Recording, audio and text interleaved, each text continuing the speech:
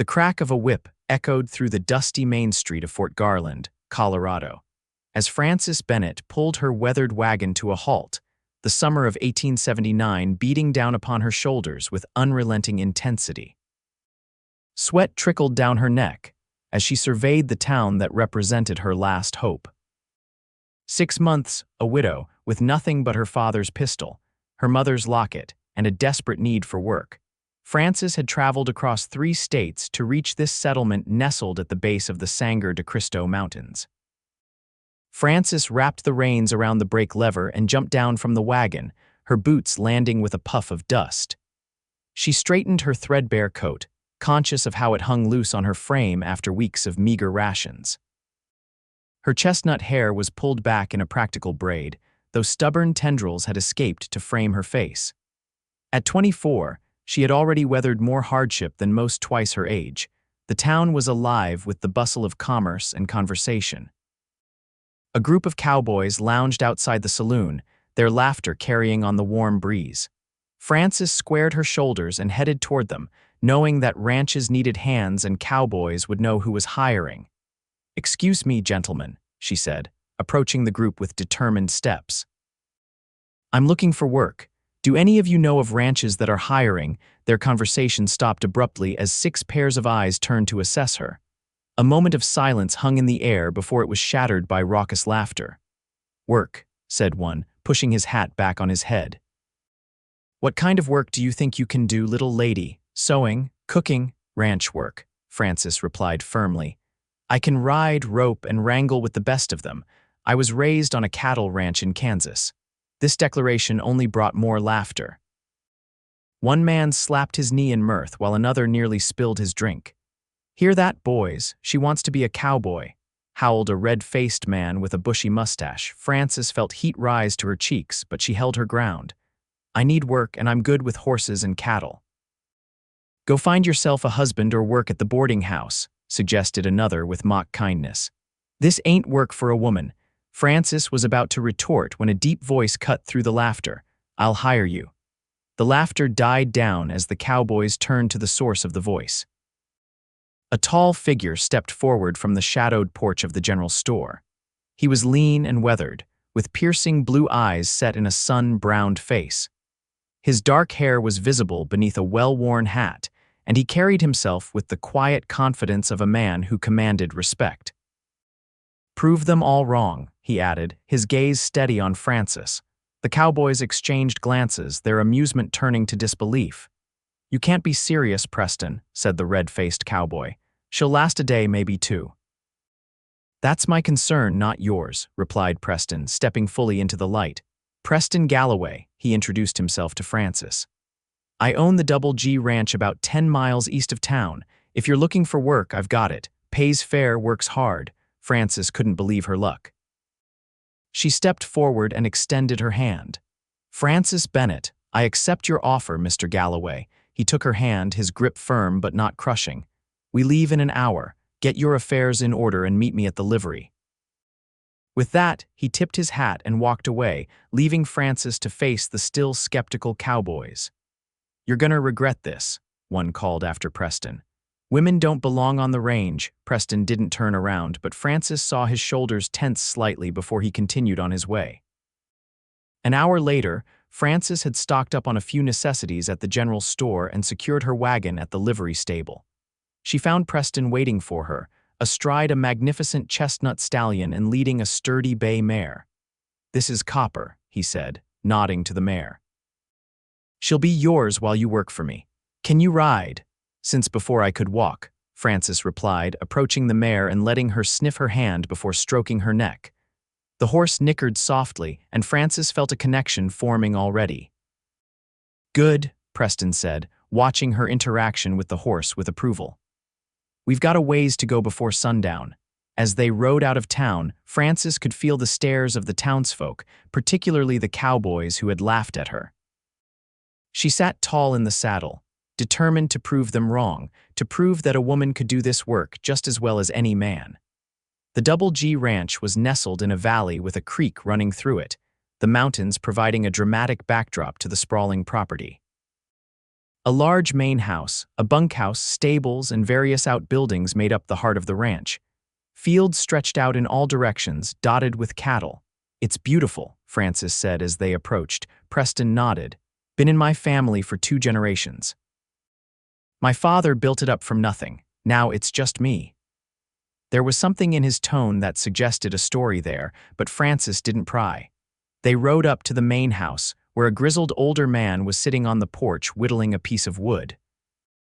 "Hank," Preston called out, "this is Frances Bennett. She's joining the crew."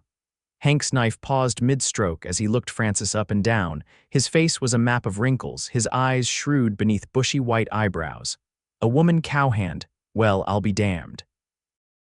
"I'm willing to work as hard as any man," Frances said. Meeting his gaze, Hank chuckled. "We'll see about that. Preston here may have lost his mind, but I've known him since he was knee-high to a grasshopper, and he usually knows what he's doing." He stood up with a groan. "I'm Hank Miller, foreman of this outfit." "Pleasure to meet you, Mr. Miller." "Just Hank," he corrected. "We don't stand on formality out here." "Hank, show Frances to the old cabin by the creek," Preston instructed. "It's been empty since old Jim left." Hank nodded and gestured for Frances to follow him. As they walked away, Frances heard Preston call after them, "First light tomorrow, Frances. We're branding calves." The cabin was small but sturdy, with a bed, a table, a chair, and a wood stove. It was dusty from disuse, but it was more privacy than Frances had expected. "It ain't much," Hank said, "but it's dry and warm. It's perfect," Frances replied, running a hand over the rough-hewn table. "Thank you." Hank lingered in the doorway. "The boys won't take kindly to you at first." "They're set in their ways," Frances nodded. "I've faced worse than skeptical cowboys." "I don't doubt it," Hank said, his expression softening. "There's something about you that reminds me of my Eliza, God rest her soul. She had that same look in her eye like she could take on the world and win." With that, he left Frances to settle in. She unpacked her meager belongings, swept the floor, and beat the dust from the bedding. As the sun began to set, she sat on the small porch of her cabin, watching the distant figures of cowboys bringing in the horses for the night. Her thoughts turned to Preston Galloway. Why had he hired her when no one else would give her a chance? Was it pity, a desire to ruffle feathers? Or did he genuinely believe she could do the job? Whatever his reasons, she was determined not to let him down. The next morning arrived with the first tentative rays of sunlight peeking over the mountains. Frances was already up, dressed in her work clothes, sturdy pants, a loose shirt, and a vest. She'd pulled her hair back and tucked it under a hat to keep it out of the way. After a quick breakfast of coffee and hardtack, she made her way to the corral where the men were gathering. Preston was already there, giving instructions. He nodded at her arrival but didn't single her out. "We've got about 50 calves to brand today. Teams of 3-2 to hold the calf, 1 to brand. Let's make it quick and clean." The men eyed Frances suspiciously, but no one openly protested her presence. She was assigned to a team with a young cowboy named Liam and an older man called Gus. They didn't speak to her beyond what was necessary for the task. Branding was hot, dusty work. The calves bellowed in protest, the irons hissed, and the air was thick with the smell of singed hair and flesh. Frances threw herself into the work, determined to keep up. Her muscles strained as she helped wrestle calves to the ground, holding them steady while Gus applied the brand. Hours passed in a blur of motion and sweat. By midday, Frances's arms ached, her back was sore and her hands were raw, but she hadn't complained once. She noticed Preston watching her from time to time, his expression unreadable. During the brief break for lunch, Frances sat apart from the men, drinking water from her canteen and resting in the shade of a cottonwood tree. She was startled when Preston approached and sat down beside her. "How are you holding up?" he asked, his voice low. "Fine," she replied, straightening despite her fatigue. "It's nothing I can't handle." He studied her for a moment, then nodded. "You're doing well, better than some men I've hired on their first day." The compliment caught her off guard. "Thank you, Mr. Galloway." "Preston," he corrected. "Mr. Galloway was my father," she nodded, taking another drink from her canteen. "May I ask why you hired me, when those men in town were so certain I couldn't do this job?" Preston was silent for a moment, his gaze fixed on the distant mountains. "My mother," he finally said. After my father died, she ran this ranch for 5 years before I was old enough to take over. She did everything a man could do, sometimes better, but she always had to fight for respect. He looked at Frances then, his blue eyes intent. When I saw you standing up to those fools in town, I saw that same determination. Frances felt a surge of gratitude. I won't let you down. I know you won't, he replied, getting to his feet. Just remember, out here we're judged by what we do, not who we are. You keep working like you did this morning, and you'll earn their respect soon enough. The afternoon was as grueling as the morning had been, but Frances pushed through the exhaustion. By the time the sun was setting, all 50 calves had been branded, and the men were dispersing to their evening duties. Frances moved to help with feeding the horses, but Preston intercepted her. That's enough for today, he said. Get some rest. Tomorrow won't be any easier. Too tired to argue, Frances nodded and made her way back to her cabin. She barely managed to eat a little jerky and wash the worst of the dust off before collapsing onto her bed, every muscle in her body protesting the day's exertions. The days that followed fell into a rhythm. Each morning, Frances rose before dawn, worked alongside the men all day, and fell into bed exhausted each night. The work was varied. Branding gave way to mending fences, rounding up strays, and breaking in new horses. Frances tackled each task with determination, even when her body screamed for rest. Slowly, grudgingly, the men began to accept her presence. It started with small gestures, Gus showing her a better way to tie a knot, Liam offering her water from his canteen when hers ran dry. Even Hank, who had initially been skeptical despite his kind words, began to nod approvingly at her work. Only one cowboy, a burly man named Tucker, remained openly hostile.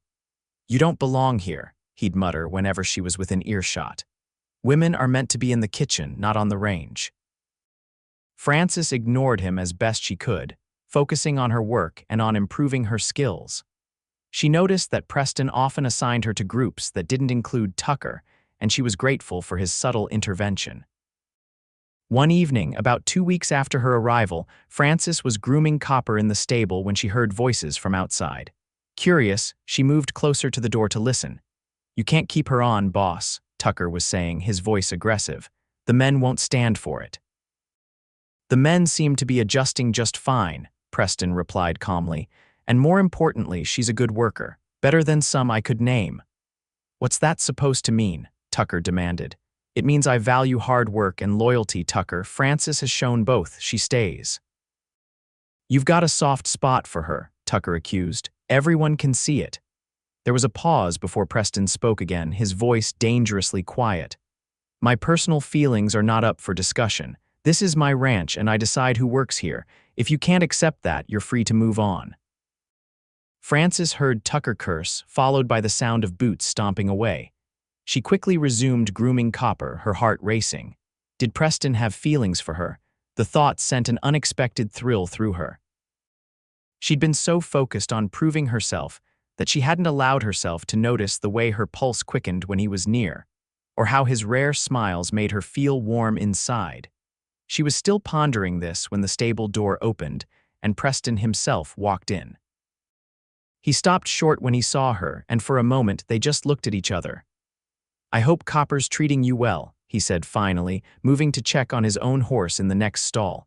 "She's wonderful," Frances replied, patting the mare's neck. "We've become good friends." Preston nodded, running a hand along his stallion's flank. "Animals are good judges of character. They know who they can trust. Unlike people," Frances said before she could stop herself. Preston looked at her sharply. "Did you hear my conversation with Tucker?" Frances considered lying but decided against it. "Yes, I'm sorry, I didn't mean to eavesdrop," he sighed, leaning against the stall door. "Tucker's been with the ranch for years. He's a good cowhand when he wants to be, but he's set in his ways. Too many men are, and you're not." Frances asked, genuinely curious. A small smile lifted one corner of his mouth. "I try not to be. My mother taught me better than that. She sounds like a remarkable woman." "She was," Preston said, a shadow crossing his face. "She died 3 years ago, pneumonia." "I'm sorry," Frances said softly. "I lost my parents too, my father when I was 16 and my mother last year. And your husband?" Preston asked. "You're a widow, aren't you? I noticed the ring you wear on a chain." Frances's hand went to the simple gold band that hung around her neck. Yes. James died 6 months ago. Typhoid fever swept through our town. I'm sorry for your loss, Preston said, his voice gentle. Frances nodded her thanks. We were only married for a year. We had a small farm in Kansas, but after he died, I couldn't manage it alone. The bank took it. That's why you came west, looking for work. Yes, I tried several towns before Fort Garland, but no one would hire a woman for anything but cooking or cleaning. She met his gaze directly. Thank you for giving me a chance, Preston. You've more than earned your place here, he said. The men are coming around. Even Hank admitted yesterday that you've got more grit than most cowhands he's known. Frances felt a flush of pride at his words. That means a lot coming from him. They lapsed into comfortable silence, each tending to their respective horses. Frances was acutely aware of Preston's presence, of the way his hands moved with gentle confidence, of the strength in his lean frame. There's a social in town tomorrow night, Preston said suddenly. Dance, food, that sort of thing. The whole ranch is going, you should come. Frances hesitated. I don't know if that's a good idea. Those cowboys from town won't say a word if they know what's good for them, Preston finished. Besides, you've earned a night of fun. We all have. The idea of an evening away from the ranch of music and dancing was tempting. It had been so long since Frances had done anything purely for enjoyment. All right, she agreed. I'll come. Preston's smile was warm. Good, we'll ride in together after the day's work is done. As he left the stable, Frances found herself smiling too. For the first time since James's death, she felt a lightness in her heart, a sense of possibility that had been missing for too long. The next day dragged by with agonizing slowness as Frances anticipated the evening ahead. She worked alongside the men fixing a section of fence that had been damaged in a recent storm, her mind half on her task and half on the upcoming social. What would she wear? Her work clothes wouldn't do, but she had precious few alternatives. When the day's work was finally done, Frances hurried back to her cabin and opened her trunk. At the bottom, carefully wrapped in cloth, was her one good dress, a simple blue cotton with white trim. It was a little wrinkled from being packed away, but it was clean and presentable. She shook it out and hung it near the stove, hoping the wrinkles would release in the heat. After washing away the day's dust and grime, Frances dressed carefully, pinning her hair up in a simple but elegant style. The dress fit well, emphasizing her slender waist and bringing out the blue in her eyes. She fastened James's ring around her neck as always, then added her mother's locket for good measure. A quick look in her small hand mirror confirmed that she looked respectable, if not fashionable. A knock at her door announced Preston's arrival. Frances opened the door to find him standing there, looking so different from his usual self that she almost didn't recognize him. He was wearing clean black pants, a crisp white shirt, and a vest that accentuated his broad shoulders. His dark hair was combed neatly and he'd trimmed his beard. You look beautiful, he said, his eyes taking in her appearance with evident appreciation. Frances felt her cheeks warm. Thank you, you clean up rather well yourself. He offered his arm with a small smile. Shall we? The wagon ride to town was filled with easy conversation. Preston told her about growing up on the ranch, about his dreams for expanding it, about the challenges of ranching in the changing West. Frances shared stories of her childhood in Kansas, of her brief time as a schoolteacher before her marriage, of her love for horses and the open prairie. Fort Garland was transformed for the social. Lanterns hung from every available surface, casting a warm glow over the main street. The town hall's doors were thrown open, and the sound of fiddle music spilled out into the night. People in their finest clothes milled about, greeting friends and neighbors. As Preston helped Frances down from the wagon, she noticed the stares they attracted. Women whispered behind their hands and men nudged each other. The cowboys who had laughed at her were there too, their expressions ranging from surprise to disapproval. Ignore them, Preston murmured, his hand steady at her elbow. They'll find something else to gossip about soon enough. Inside the hall, tables laden with food lined one wall, while the center of the room had been cleared for dancing. Preston led Frances to a table where Hank and several other ranch hands were already seated. Well, look at you, Hank said, his eyes widening at the sight of Frances in her dress. "Clean up nice, don't you?" "Thank you, Hank," Frances replied, taking a seat. "You look quite dapper yourself." The old foreman chuckled, tugging at his collar. "Feel like a trussed-up turkey, but the missus insisted." He nodded toward a plump, cheerful-looking woman who was chatting with friends nearby. "That's my Eliza. Been putting up with me for 30 years now." The evening progressed pleasantly. Frances found herself drawn into conversations, introduced to neighbors, and treated with more respect than she had expected. It seemed that word of her work at the Double G had spread, and many were curious about the woman who had defied convention to become a cowhand. When the band struck up a lively tune, Preston turned to her. "Would you care to dance?" Frances hesitated. It had been so long since she danced, and never with anyone but James. But something in Preston's eyes, a warmth, a question, made her nod. "I'd like that." He led her onto the dance floor, one hand at her waist, the other holding hers. They moved together with surprising ease, as if they'd been dancing together for years instead of minutes.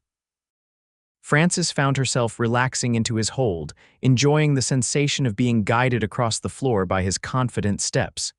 "You dance well," he commented as he spun her under his arm. "My father taught me," she replied, a little breathless. "He said every proper lady should know how to dance."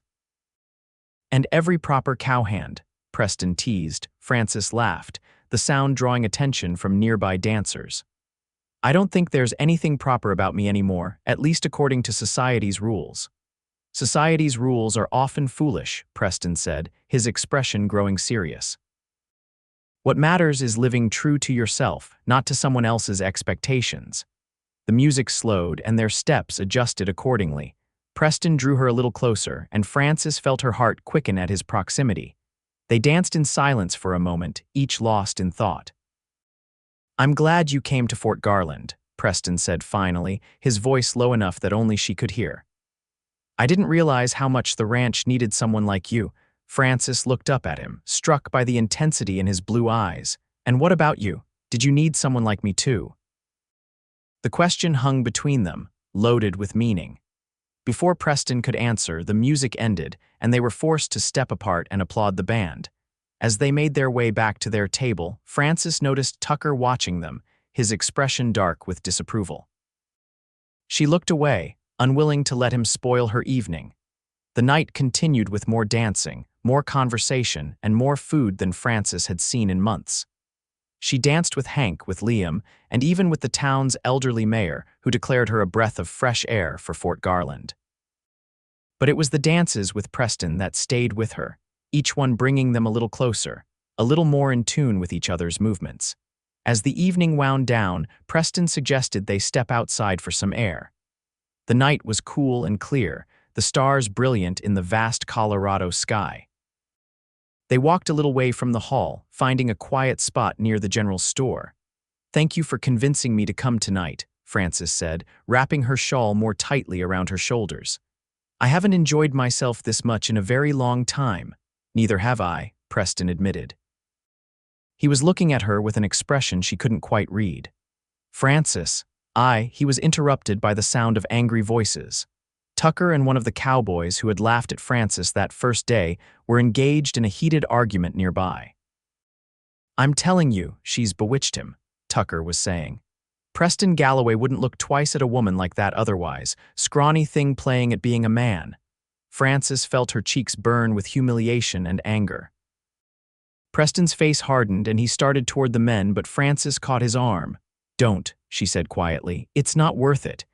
"You shouldn't have to listen to that kind of talk," Preston growled, his eyes still on Tucker. "I've heard worse," Frances said. "And fighting won't change their minds. Only time and actions can do that." Preston looked down at her, his anger gradually fading. "You're wiser than most, Frances Bennett." "Not wise," she corrected with a small smile. "Just experienced in dealing with fools." He laughed softly, and the tension of the moment dissipated. They began walking again, this time toward the edge of town where their wagon waited. "It's getting late," Preston said, though he sounded reluctant. "We should head back to the ranch." The ride home was quieter than the journey into town, but it was a comfortable silence. Frances found herself stealing glances at Preston's profile in the moonlight, wondering at the feelings stirring within her. It was too soon after James, surely. And yet, there was something undeniable growing between them, something that both frightened and exhilarated her. When they reached the Double G, Preston insisted on walking Frances to her cabin. At her door, they paused, neither quite ready to say goodnight. "I meant what I said earlier," Preston said, his voice gentle in the darkness. "I'm glad you came to Fort Garland, to the Double G." He hesitated, then added, "To me." Frances looked up at him, her heart pounding. "I'm glad too." For a moment, it seemed he might kiss her, and Frances wasn't sure if she wanted him to or not. But then he stepped back, tipping his hat. "Good night, Frances. Sleep well." "Good night, Preston," she replied, watching as he walked away into the night. Inside her cabin, Frances changed into her nightdress and let down her hair, her mind replaying the events of the evening. She touched James's ring, feeling a pang of guilt at the emotions Preston had stirred in her. Was it disloyal to feel this way about another man? Or would James want her to find happiness again? With these questions swirling in her mind, Frances drifted off to sleep, unaware that the next day would bring challenges that would test not only her skills as a cowhand, but also her growing feelings for Preston Galloway. Morning came with an unexpected commotion. Frances was awakened by the sound of hooves and men shouting. She dressed hurriedly and rushed outside to find the ranch in chaos. Cowboys were running toward the corral where Preston stood issuing orders. "What's happening?" Frances asked Liam as he ran past. "Rustlers hit during the night," he called over his shoulder. "Took about 30 head from the north pasture. Boss is organizing a posse to go after them." Frances didn't hesitate. She ran to the stable, quickly saddling Copper, and joined the men gathering near the main house. Preston was distributing rifles and giving last-minute instructions. "We'll follow their trail north. They can't have gotten far with that many cattle." His eyes fell on Frances as she approached on horseback. "Frances, I need you to stay here with Hank and help secure the rest of the herd." "I can ride and shoot as well as any man here," she protested, "and Copper's fast." "It's not about your abilities," Preston said firmly. "I need someone I trust to help protect what's left. Hank's too old to handle it alone." Frances wanted to argue but recognized the logic in his words. She nodded reluctantly. "Be careful." Something flickered in Preston's eyes, concern, perhaps, or something deeper. "We'll be back by nightfall," he promised, then turned to the men. "Let's ride." Frances watched them gallop away, a knot of worry forming in her stomach. Cattle rustling was dangerous business. Men had been killed for less. Hank approached her, rifle in hand. "Come on, girl, we've got work to do." They spent the day moving the remaining cattle to pastures closer to the ranch buildings and setting up a watch rotation with the few men who had stayed behind. Frances took her turn vigilantly, scanning the horizon for any sign of the returning posse. As the sun began to set with no sign of Preston and the others, Frances's worry grew. "They should be back by now," she said to Hank as they stood on the porch of the main house. Hank's weathered face was grim. Could be they had to track the rustlers farther than expected. Or he didn't need to finish the thought. Frances knew the unspoken possibility. They could have ridden into a trap and ambushed by the rustlers. "I'm going to look for them," she decided, turning toward the stable. "Now hold on," Hank protested. "Preston gave orders for you to stay here." "And I've followed those orders all day," Frances replied, her mind made up. "But it's getting dark and something's wrong. I can feel it. I'm going." Hank studied her for a moment, then nodded. "Take a lantern and extra ammunition, and Frances, be careful. Preston would have my hide if anything happened to you." Frances quickly prepared Copper for the ride, strapping a lantern to her saddle and making sure her rifle was loaded. With a final nod to Hank, she set off in the direction the posse had taken that morning. The trail was clear enough at first, numerous hoofprints leading north toward the foothills. Frances followed them for miles, the lantern casting eerie shadows as darkness fell. She was beginning to fear she'd made a mistake in coming alone when she heard a distant gunshot. Heart racing, Frances urged Copper forward at a gallop, following the sound. She crested a hill and saw a flickering light in a small valley below a campfire. Moving cautiously now, she approached, using the terrain for cover. The scene that greeted her was one of tense standoff. The rustlers' 5 rough-looking men had positioned themselves behind rocks with the stolen cattle penned in a natural corral formed by steep hillsides. Preston and his men were scattered around the perimeter, pinned down by gunfire.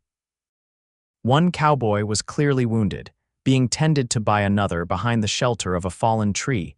Frances assessed the situation quickly. The rustlers hadn't seen her approach from the rear.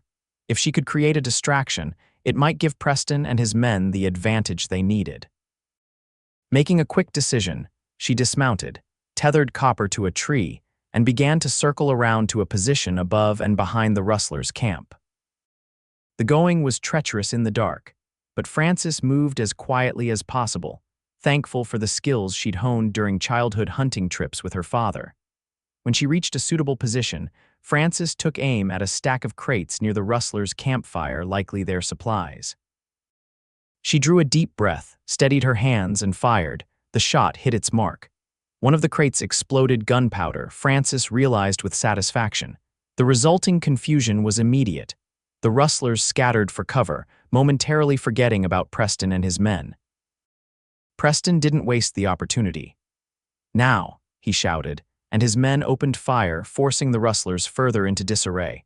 Frances continued to provide covering fire from her elevated position, picking her shots carefully to avoid hitting any of the Double G men.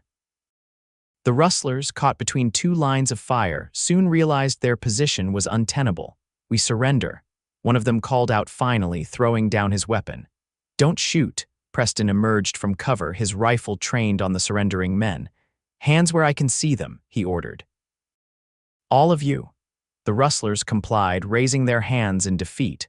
Preston's men quickly moved in to secure them. Frances descended from her position, making her way toward the camp.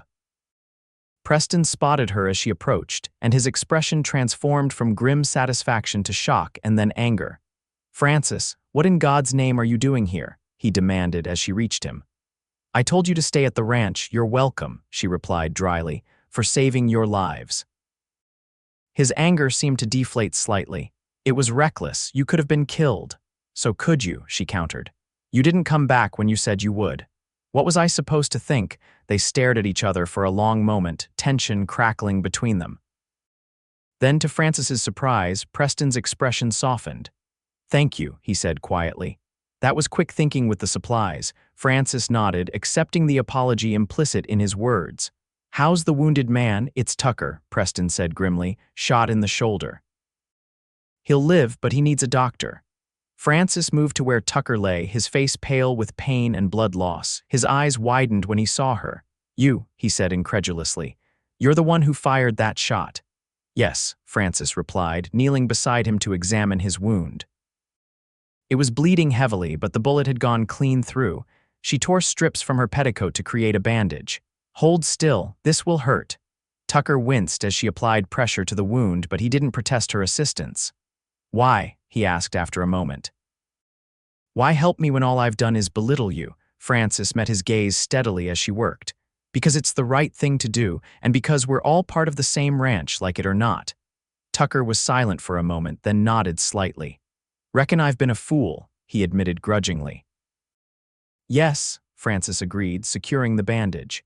"You have, but there's always time to change." By the time they had the rustlers securely tied and Tucker stabilized for transport, it was fully dark. Preston decided they would camp for the night and return to the ranch at first light. The stolen cattle were rounded up and secured, and watches were set to guard both the herd and the prisoners. Frances found herself sharing a spot by the fire with Preston after the others had settled down.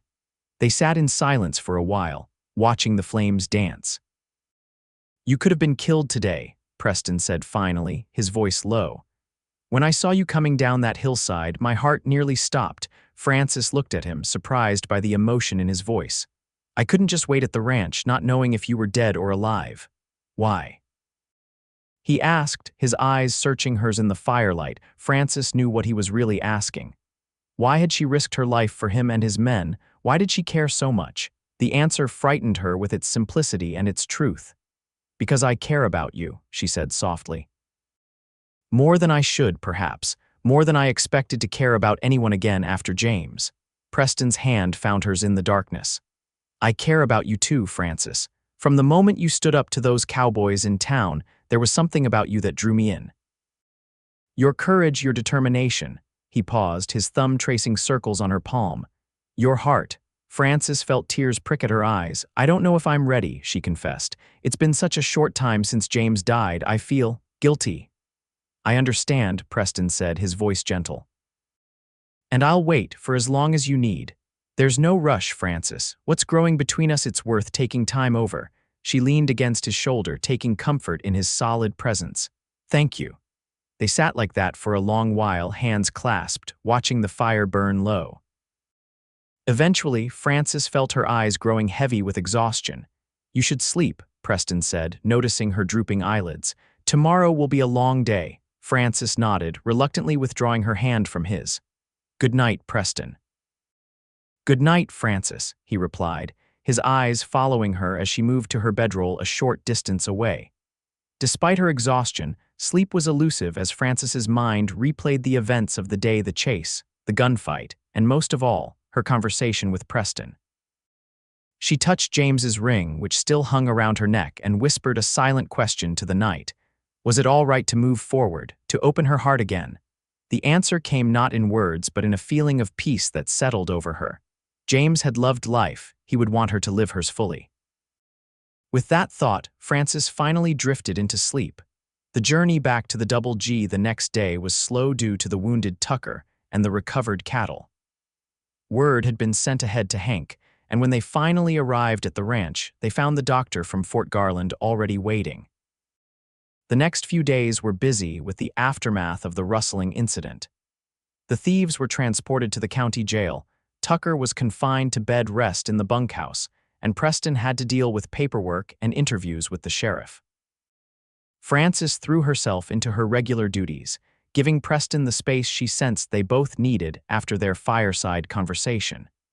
But she was acutely aware of his presence whenever they were in the same vicinity, of the way his eyes sought her out across the corral or the dining room. A week after the rustling incident, Frances was repairing a saddle in the stable when Preston found her. He looked tired but determined. Walk with me, he asked simply. Frances set aside her work and nodded. They walked in companionable silence away from the ranch buildings, following a path that led to the creek.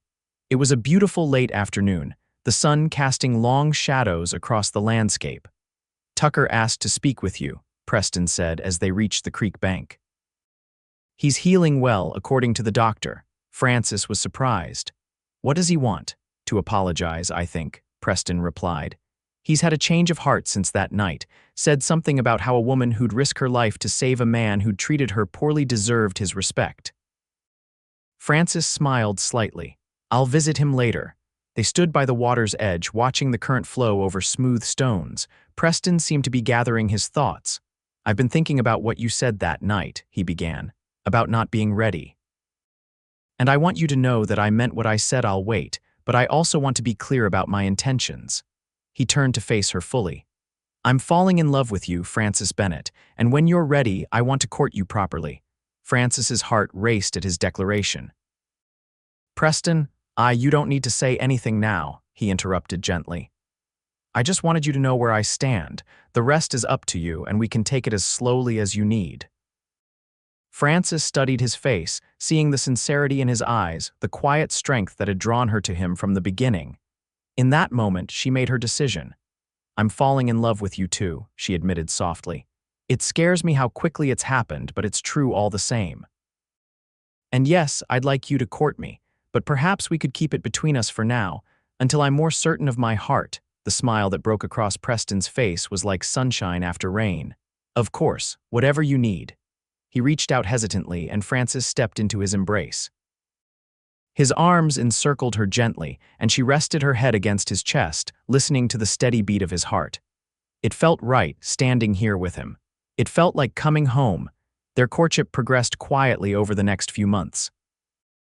To the rest of the ranch, little seemed to have changed, though some noticed the way Preston and Frances exchanged glances across rooms, the way they sometimes rode out together on ranch business. returning with flushed cheeks and bright eyes.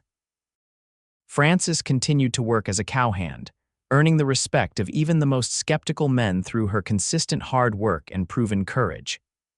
Tucker, true to his word, became one of her strongest advocates after his recovery, often telling the story of how she'd saved them all from the rustlers. As autumn painted the landscape in golds and reds, Preston took Frances on a picnic to a secluded spot overlooking the valley. They ate cold chicken and fresh bread and talked about their hopes and dreams for the future. "I've been thinking," Preston said as they watched clouds drift across the azure sky. "The ranch is doing well, but I've always wanted to expand into horse breeding, not just work horses, but fine riding stock." "That's a wonderful idea," Frances said. "You have an eye for good horseflesh." "So do you," he replied.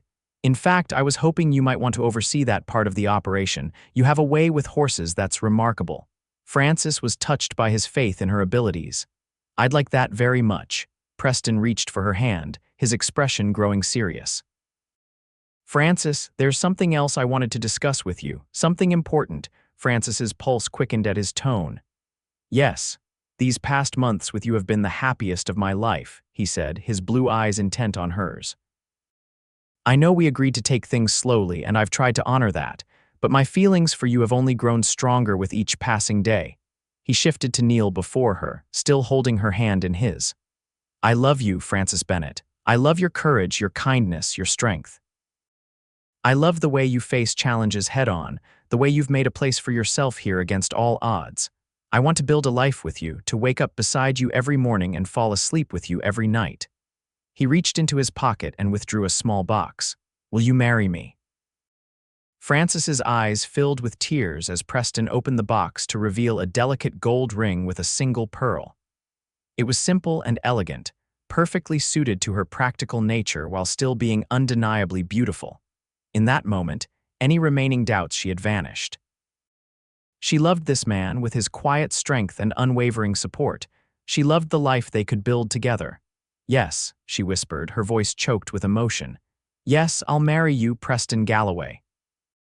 He slipped the ring onto her finger, then drew her into his arms for a tender kiss that spoke of promises and shared dreams.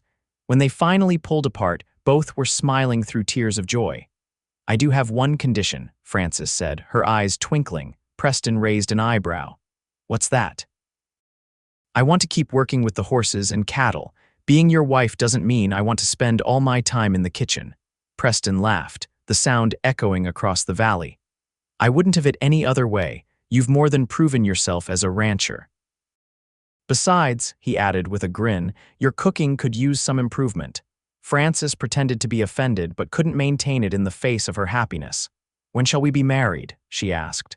"As soon as possible," Preston replied. "Though we should probably give Hank's wife time to plan something proper. She'd never forgive us if we eloped." They agreed on a date in early December, before the worst of winter set in. The news of their engagement spread quickly through the ranch and town, eliciting reactions ranging from heartfelt congratulations to shocked disbelief. The Cowboys who had laughed at Frances that first day were particularly stunned, though one had the grace to approach her in town and apologize for his earlier behavior. "Seems like Preston knew what he was doing when he hired you," he admitted sheepishly. "You've proven us all wrong." "That was the idea," Frances replied with a smile, recalling Preston's words that day. Preparations for the wedding kept everyone busy. Eliza Miller took charge of the arrangements, insisting that the ceremony be held at the ranch with a proper celebration afterward. Frances found herself swept up in decisions about dresses and decorations, though she insisted on keeping things relatively simple. A week before the wedding, a letter arrived for Frances from Kansas. It was from her late husband's sister, responding to the news of Frances's engagement that she had sent weeks earlier. Frances read it with trepidation, unsure of how James's family would react. To her relief, the letter was warm and supportive. "James would want you to be happy," his sister had written. "Life is too short and too precious to spend it alone when you have found love again." Those words lifted a weight from Frances's heart. She showed the letter to Preston that evening as they sat by the fire in the main house. "She's right," he said after reading it. "Life is precious, and I intend to spend every day showing you how much I cherish ours together." The wedding day dawned clear and cold, with fresh snow blanketing the landscape. The ranch had been transformed, with evergreen boughs and red ribbons decorating the main house, and lanterns lighting the path from the bunkhouse to the ceremony site. Frances prepared in her cabin, assisted by Eliza and 2 other women from town. Her dress was ivory satin, simple but elegant, with a high collar and fitted bodice that gave way to a flowing skirt. Her hair was arranged in an intricate updo, with a few soft curls framing her face. Around her neck, she wore her mother's locket, but James's ring was conspicuously absent. After much thought, Frances had decided to keep it safely stored away. It represented a chapter of her life that was now closed, though not forgotten. Today marked the beginning of a new chapter, one she would write with Preston. A knock at the door announced Hank's arrival. He had offered to walk Frances down the aisle, a gesture that had brought tears to her eyes when he suggested it. "Ready, girl?" he asked, his gruff voice betraying his emotion at the sight of her. Frances nodded, taking a deep breath. "Ready." The ceremony was held in the large sitting room of the main house, which had been arranged to accommodate the guests' ranch hands, townspeople, and neighboring ranchers who had come to know and respect both Preston and Frances. A minister from Fort Garland officiated, his voice carrying clearly through the hushed room. Preston stood waiting for her, handsome in a new black suit, his eyes lighting up as Frances entered on Hank's arm. The love in his gaze gave her courage as she walked toward him, toward their future together. The vows they exchanged were traditional but heartfelt. Preston's voice was steady as he promised to love, honor, and cherish her all the days of his life. Frances's voice trembled slightly with emotion as she made the same promises to him. "By the power vested in me," the minister concluded, "I now pronounce you husband and wife. You may kiss your bride." Preston's kiss was gentle and reverent, a promise sealed before all who had gathered to witness their union. When they turned to face their guests, the room erupted in applause and cheers. The celebration that followed was joyous and lively. Tables groaned under the weight of food prepared by Eliza and the women of Fort Garland. Music filled the air as a fiddler and banjo player from town struck up tunes for dancing. Even Tucker joined in the festivities, leading a toast to the newlyweds that brought both laughter and tears. "To Preston and Frances Galloway," he proclaimed, raising his glass high. "Who proved that sometimes the best man for the job is a woman, and the best boss is one who recognizes talent when he sees it, no matter the package it comes in." As the evening progressed, Preston led Frances outside for a moment of quiet amid the celebration. The night was clear, stars shining like diamonds against the velvet sky, their breath forming clouds in the cold air. "Happy?" Preston asked, drawing her close against the chill. "More than I ever thought possible," Frances replied, leaning into his embrace. "When I rode into Fort Garland that day, I was desperate and alone. I never imagined I'd find not just work, but a home, a family, you." Preston's arms tightened around her. "When those cowboys laughed at you, something in me knew you were special.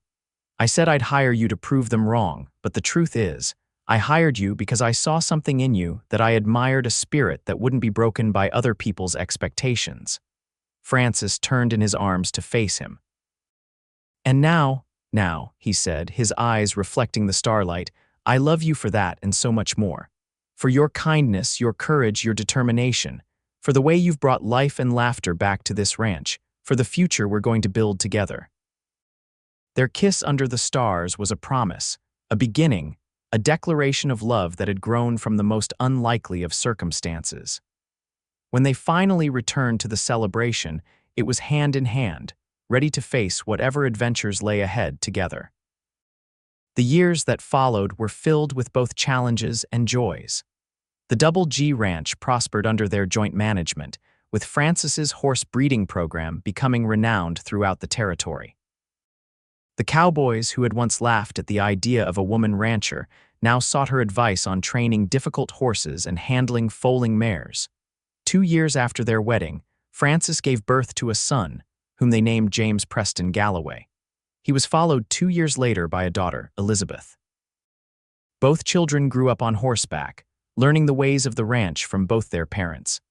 On the 5th anniversary of the day Preston had hired Frances, they stood together on the porch of the main house, watching their children play in the yard. James, now 3, was attempting to rope a fence post under the patient guidance of Hank, who had become like a grandfather to the children. Elizabeth, just a year old, was taking wobbly steps after a butterfly, her delighted laughter carrying on the breeze. "Do you ever think about that day in town?" Frances asked, leaning against Preston's shoulder. "When the Cowboys laughed and you offered me work," Preston's arm tightened around her waist. "Often. It was the best decision I ever made." "Besides marrying me, you mean," Frances teased. "That wasn't a decision, it was a necessity," Preston replied with a smile. "Like breathing or sunlight, essential to my happiness." Frances turned to face her husband, marveling at how her love for him had only deepened with the passing years. His hair had a few strands of silver now, and the lines around his eyes had deepened, but he was still the same man who had believed in her when no one else would. "I love you, Preston Galloway," she said simply. "And I love you, Frances Galloway," he replied, drawing her close for a kiss that held all the promise of their shared future, a future built on respect, partnership, and a love that had defied convention and expectation from the very beginning. As the sun set over the Double G Ranch, casting long shadows across the land they had nurtured together, Frances reflected on the journey that had brought her here. From a desperate widow seeking work to a respected rancher, wife, and mother, she had come full circle. And it had all begun with laughter, a challenge, and the courage to prove them all wrong. 10 years later, the Double G Ranch had grown into one of the most prosperous properties in Colorado Territory. Their horse breeding program, under Frances's careful management, had developed a line of sturdy, intelligent horses that were sought after by ranchers, the Army, and wealthy Easterners alike. Preston had expanded the cattle operation, implementing new breeding techniques that produced hardier stock, better suited to the Colorado climate. James, now 13, was showing all the signs of becoming as skilled a rancher as both his parents. He had his father's quiet confidence and his mother's determination, a combination that served him well as he took on increasing responsibilities around the ranch.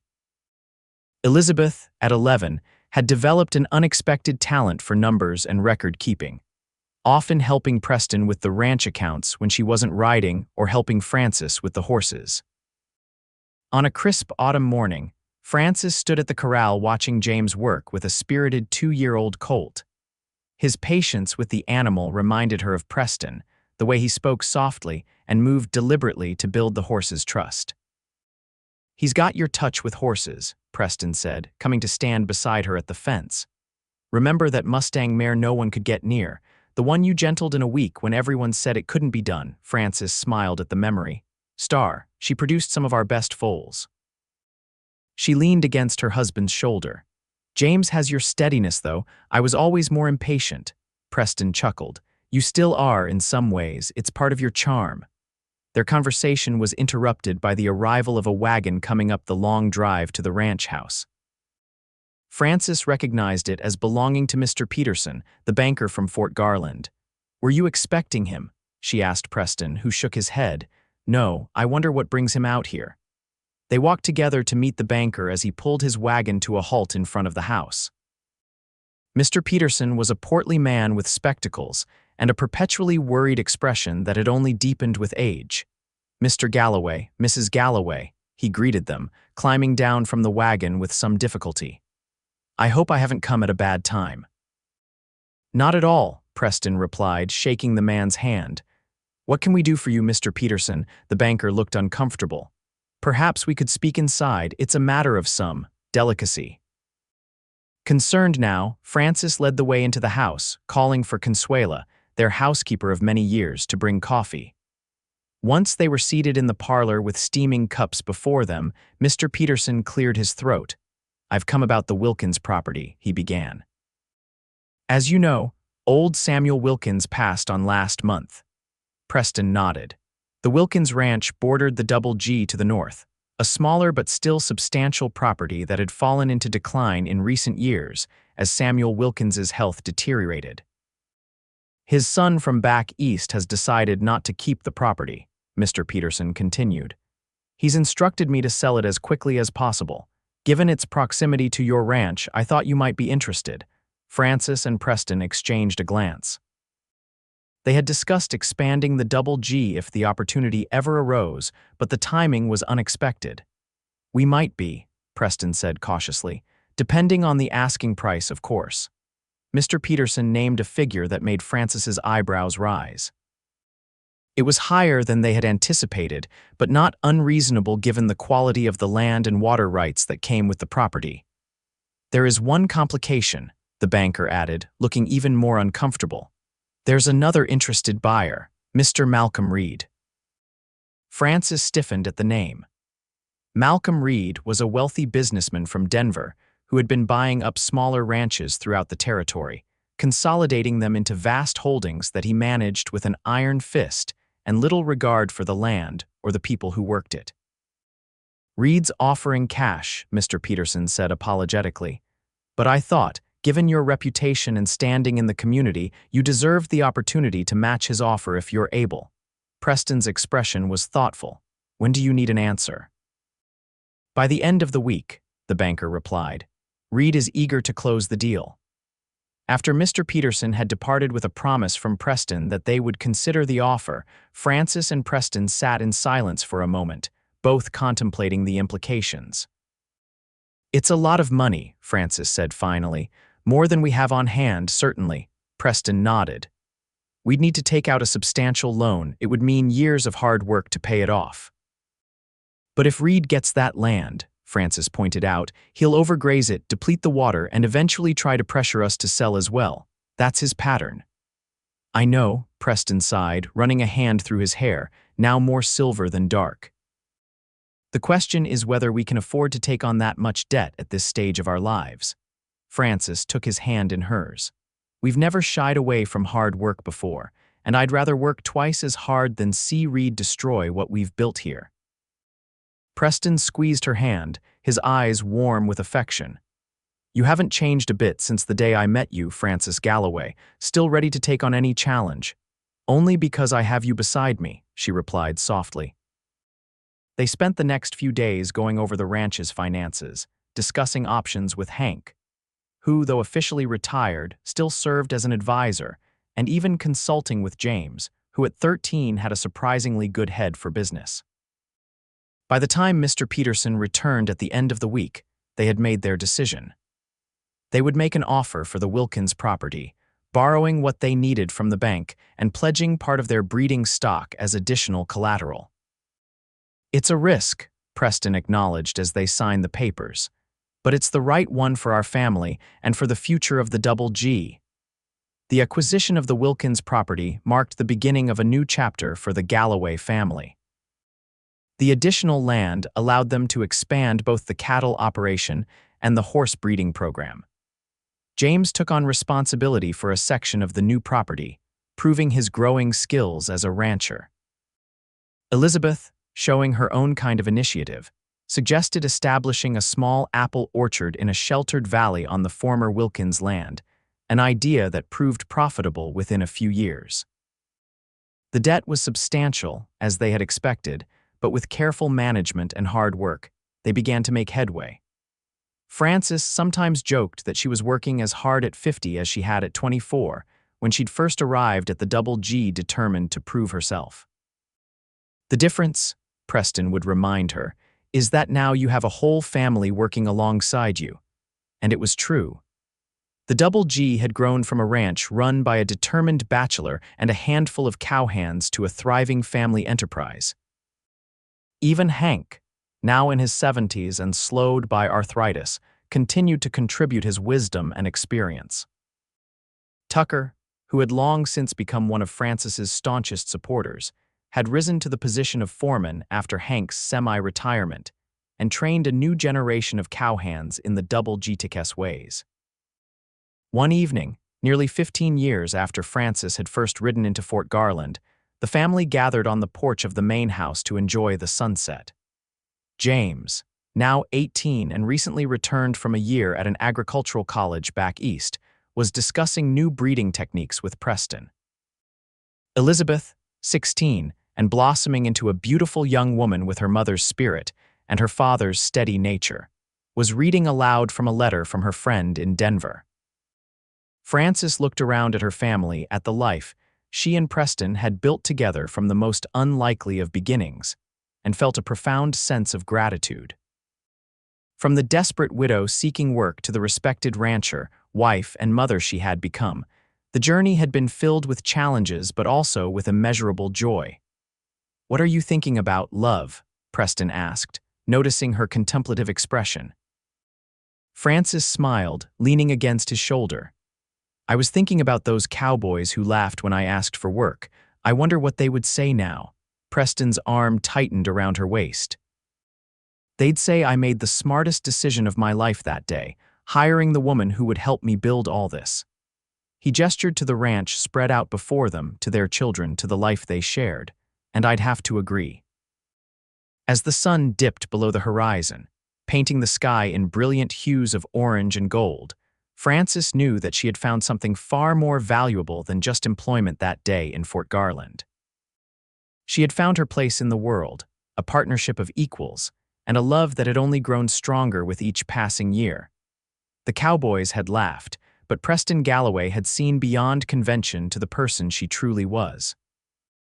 Together, they had proven them all wrong, in ways neither could have imagined on that dusty street so many years ago. And that, Frances reflected as she leaned into her husband's embrace while their children's voices filled the evening air, was the greatest victory of all.